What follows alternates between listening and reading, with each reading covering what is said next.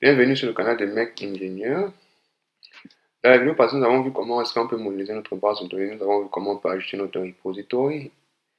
Maintenant, nous allons voir comment est-ce qu'on peut ajouter un nouveau feature. Quel est ce feature? Nous allons tout simplement aller sur notre page Mec Ingénieur. Sur l'agenda, nous allons voir qu'ici, nous allons écrire, nous allons ajouter un service. Qu'est-ce que c'est qu'un service? Un service est tout simplement un paquet qui nous permettra, par exemple, de communiquer avec notre repository. Et notre repository communiquera avec notre base de données. Pourquoi? Parce qu'on a dit, principe architecture hexagonale, on ne doit pas communiquer directement avec la base de données et il doit avoir chaque paquet doit être différent. C'est ce qui revient à dire qu'on doit avoir notre data qui est séparé de notre business logic et le business logic est séparé de notre REST endpoint. Raison pour laquelle on crée chaque paquet. Je vous remonte encore la photo. Vous voyez, on a les domaines. On a un domaine qui communique avec SQL ici, on a un domaine applicatif et on a un domaine framework. On ne doit pas mélanger les domaines. C'est pour ça que je fais cela. Maintenant, ce que je vais faire, c'est que je vais changer de branch. Vous voyez jusqu'à ici, on a un seul paquet, un paquet data. Bienvenue sur le canal de Mec Ingénieur. Dans la vidéo passée, nous avons vu comment créer un service et maintenant, je vais vous montrer comment faire un test unitaire du service qui a été créé. Jusqu'à ici, nous n'avons pas encore communiqué avec notre base de données. Nous n'avons pas encore créé notre REST endpoint. Nous allons tout simplement faire un test unitaire. Pour faire le test unitaire, j'ai déjà créé le test. Vous allez rester toujours sur le branch Add Service. Vous allez venir au niveau des tests. Vous allez venir sur Service Test. Vous allez laisser Spring Boot Test. Vous pouvez utiliser aussi Web Random Port si vous le souhaitez. Ici, j'ai laissé comme ceci. Vous allez utiliser AutoWire. Lorsque vous utilisez AutoWire, alors automatiquement, rappelez-vous, le config qu'on a créé ici, ce bin config, va venir appeler la méthode create service.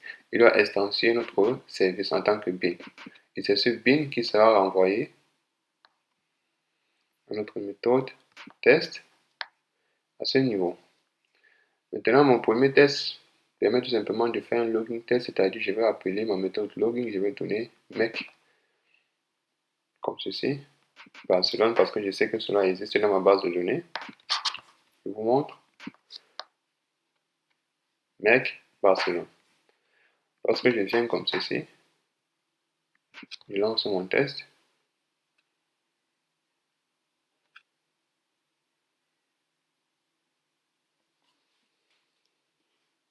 Vous voyez, mon test a parfaitement fonctionné.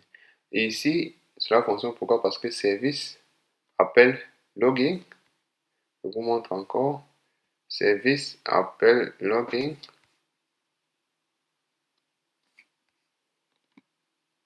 Service appelle login. Et login appelle repository. Et repository appelle ma base de données. Plus précisément, repository appelle ma base de données à l'aide de mon objet student.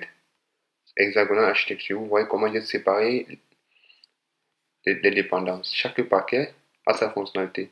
Son paquet config est là pour les bin data, le paquet data est pour les bases de données, le paquet service est là pour les features, c'est-à-dire le business logic. Maintenant, le deuxième test, je crois que j'ai plus d'un test. Le deuxième test ici, c'est Save Data. Nous allons enregistrer Name Test, Mec Ingénieur. Bon, alors je peux d'abord commencer par tester ici. Si je modifie, on va voir si ça fonctionne toujours. Je vais modifier par exemple le mot de passe.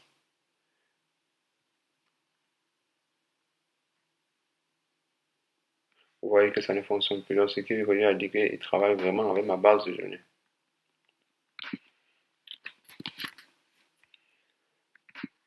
Je vais venir en test encore.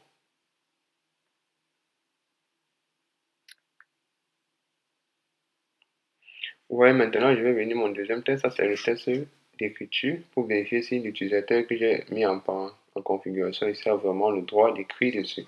Je vais par exemple ajouter un nouveau student. Et je vous ai dit que l'ID ne sera pas pris en compte tout simplement pour modéliser. Parce que c'est la base de données qui s'occupe de vérifier et d'ajouter chaque ID. Parce que chaque ID ne doit pas revenir plusieurs fois. Parce que si on veut laisser l'utilisateur mettre l'ID lui-même, alors on est obligé de vérifier à chaque fois que l'article que l'utilisateur va ajouter n'existe pas encore dans notre base de données. Et ça augmente le nombre de lignes de code dans notre logiciel.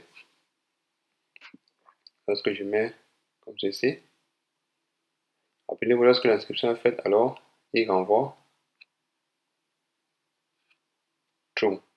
Et étant donné que l'inscription ici ne peut pas être faite, pourquoi? Parce que le nom que j'utilise ici, email, est déjà un nom qui est existant, que j'ai ajouté ici. Rappelez-vous comment est-ce que login, précisément inscription, est vérifié.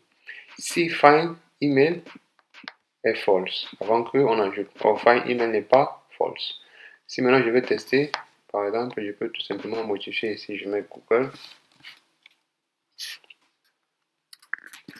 Et lorsque je vais relancer mon code, et je suis obligé de changer le asset ici parce que je sais maintenant que l'inscription sera effectuée. Et nous allons retourner true. Je viens maintenant, je vérifie.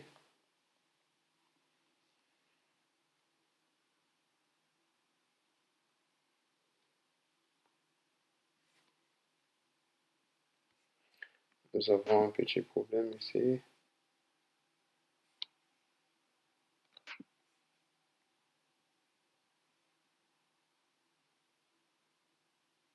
Qu'est-ce qui se passe?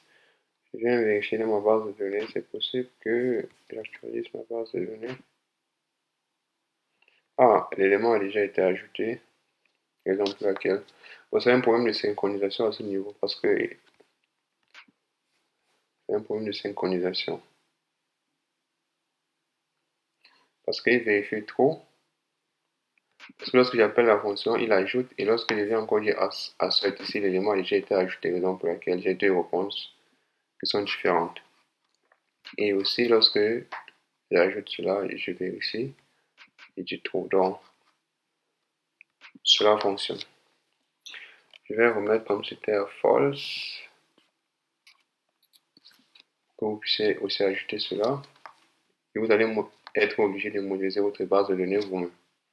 Ceux qui ont des difficultés, je peux tout simplement importer cette base de données et je vous envoie. Là, vous allez utiliser la même base de données. Et vous serez obligé de créer votre propre utilisateur avec votre propre mot de passe que vous allez venir modifier à ce niveau. Mon utilisateur, mot de passe.